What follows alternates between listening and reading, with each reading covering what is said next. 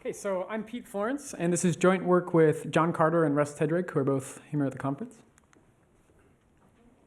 So the problem that we're after in this paper is robust and agile flight in unknown environments. And although there's been a lot of great work towards this goal in recent years, we still can't fly like hawks through forests, so we still have a lot of work to do.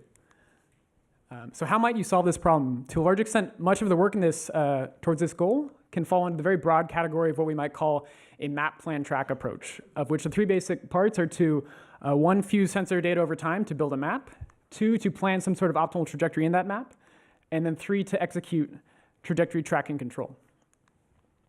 And this is a very sensible approach, and it builds on a lot of motion planning theory, and it's worked really well in environments with really good information. So things like Vicon rooms and environments with known a priori obstacles. But the problem is when you try to apply that to unknown environments and fly fast, high precision state estimation is really hard. And we saw a talk earlier today on visual inertial odometry, and certainly one route is to really hunker down and focus on that problem and use existing methods. But what we wanted to see in this paper was whether there was another route that avoids that dependency. And so in particular, we took inspiration from reactive control approaches. So this is work back from 2009, and in certain types of environments, they were able to dodge obstacles at up to about 14 meters per second, which as far as I know is still about the fastest obstacle avoidance ever performed for a lightweight UAV. And so you might ask yourself, did they have an amazing state estimator? Well, actually the answer is that that type of reactive control approach, that's optic flow, it doesn't need a position estimate. And so we think that's something that's quite nice. So reactive control has certainly made a lot of progress, but there's of course limitations. And in particular, we want to point out that there's not really a great framework for thinking about uncertainty in pure reactive control approaches. So essentially what we're after here is we want to try to combine the best of both of these two worlds. In particular, from reactive control, we want to emulate this property that we don't necessarily need to do full state feedback. And from motion planning theory, we actually do want to use state space tools and reason about uncertainty. In terms of contributions, we think this is a synthesis that combines typically separate perception, control, and state estimation considerations. We also really focus on planning-based obstacle avoidance that avoids a dependence on a global position estimate. And we provide simulation experiments against benchmark approaches and show that our method can navigate a simulated forest at about 12 meters per second, even with pretty significant state estimate noise. So our approach was really inspired by hardware experience. And this is some raw data from a flight going about 5.5 meters per second, which is down a quarter, which is relatively fast. And we do pretty well, but right there, errors in state estimate cause a variety of mapping and tracking to fail. And so we end up bouncing off that box on the side of the corridor. But as you might have noticed, the observation is that the raw depth image data is pretty good, and if we just had a way of robustly going to open areas in the depth image, we think we could do a little bit better. Another observation is if we look at the actual raw position and estimator, position and velocity data coming out of our estimator, position is in red and velocity is in blue. You'll notice that empirically, we observe that we get a much lower variance with velocity as opposed to position. And empirically, this is just the case, but of course, this also makes sense because when you're doing visual inertial odometry, you have to integrate the IMU, and when you do that each step, you increase the variance.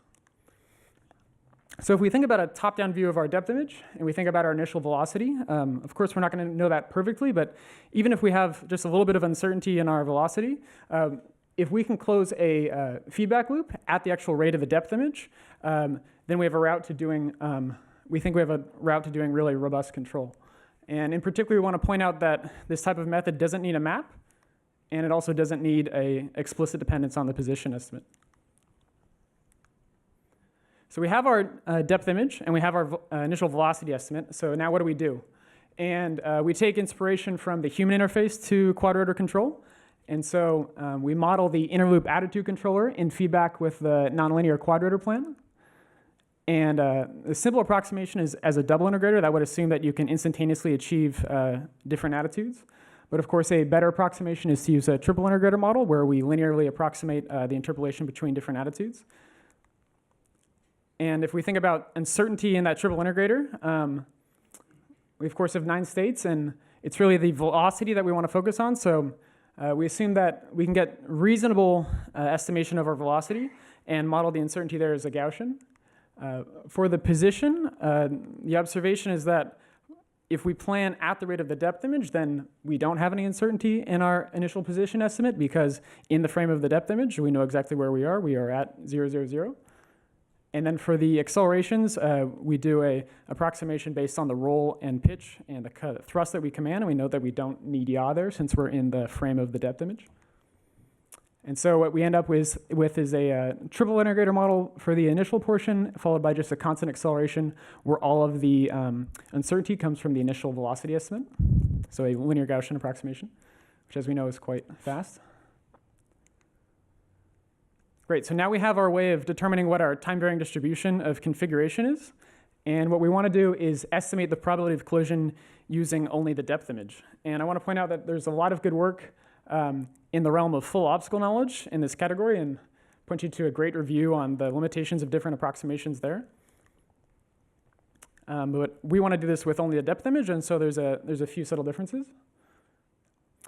As a quick contrast, I want to point out that if you're doing deterministic planning, the most efficient way to do this is to sample along your trajectory and just project into the raw depth image, and you really only need that data structure to do that deterministic collision checking, and that would be a very fast way to do that. But we're thinking about uncertainty here, and so we have a few different things we want to keep in mind. So unless you're doing Monte Carlo, and I can talk later if you'd like about the tractability of Monte Carlo, but it wasn't quite fast enough for us here. Unless you're doing Monte Carlo, you need to sample that time-varying distribution over different times. And naively, with the depth image structure, since this is an infinite tail Gaussian, we're thinking about we would need to integrate that over all the pixels, and even for a pretty small depth image, that's going to be a lot of pixels to integrate over, so that's not super tractable. So instead, we do the more sensible thing and put the depth image into a point cloud and build a Katy tree so we can efficiently query nearest neighbors. So essentially what we do for the probability of collision approximation is use the point cloud to evaluate the probability of collision with the known obstacles. But the point cloud itself, of course, doesn't efficiently tell us about the unknown. So we use the depth image structure to very efficiently query if we're in occlusions or in the unknown. And for the point cloud portion, we both over the n nearest neighbors and over time, we use a independence approximation, which of course is imperfect, but in practice we've gotten very good results just with the independence approximation. So I want to show you, this is from our simulator, and I'll let that play and then I'll explain a little bit of what's going on here.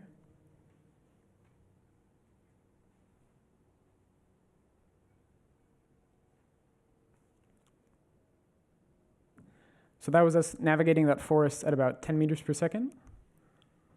And to just walk through an overview of different steps that we're doing here, we take a small library of motion primitives.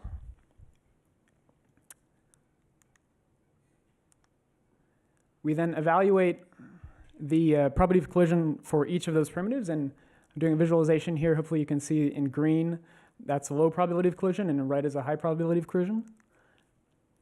We then choose based on a objective function, which we formulate as the expectation of the reward, which incorporates both the probability of collision information and an externally supplied navigation function. We choose the optimal motion primitive, and I'm visualizing the uncertainty of the optimal motion primitive in purple here. And so you might ask, wait, I thought you said this doesn't depend on position, but the external navigation function can depend on position if you want to navigate a maze, for example. But I do want to point out that, well, first of all, there are ways to formulate it, for example, with a hard constraint on the probability of collision that doesn't have a position dependence on actual collision avoidance maneuvers. And then also just due to the scaling with this setup, it's a very weak dependence on the position estimate. And then we close that loop at the actual rate of the depth image. And so what we end up with is something that might not be too far from what we know from motion planning theory. You could call this a stochastic open loop receding horizon control technique. And in terms of latency, we do this with a total latency for all the way from raw sensor data to a control decision at about 2 to 3 milliseconds. And I really want to point out that this is, according to our benchmarking the same latency as doing deterministic collision checking. So in the future, if you're ever thinking about doing deterministic collision checking, I encourage you to do some fast probabilistic approximations. And in the paper, we do some simulation benchmarking. We compare it to a lot of good related work in this area of online planning under uncertainty. We do some latency evaluations of different components of the whole pipeline. And we talk about a variety of different navigation objectives. Dirty laundry, a few things here. One is that we have this stay within the field of view assumption. And obviously for a fixed camera on a quadrotor, as soon as you do something like a hard stop or a hard maneuver, that's easy to no longer be looking where you're going. So there's a few different ways you can tackle that, either having some memory in the system or having just more sensors on the vehicle. We also currently don't address disturbance rejection, but that could, of course, be addressed with an observer. We also are particularly susceptible to biases in velocity estimation, just due to the formulation. And I showed earlier the raw depth image data from an Extion, which is a handful of years old now, but it's actually a pretty great sensor. And we found that outside it's harder to find reliable sensors. So the paper focused on simulation results and the formulation. I wanted to show a quick glimpse of some more recent results validating the method in hardware. And I thought I'd let that play, and I could take some questions. Thank you.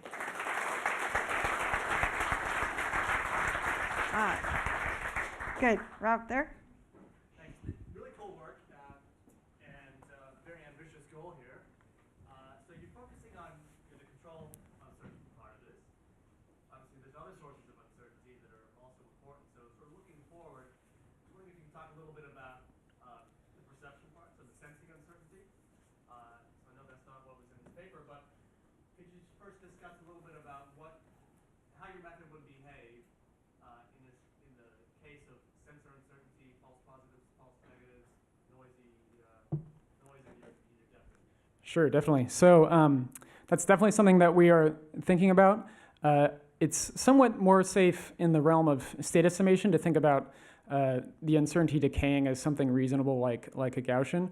What we find is that for the perception part, it's not like we are uncertain by a few meters of where that obstacle is. It's just that certain textures, our stereo sensors just don't even see it. So it's more of a binary, just total failure.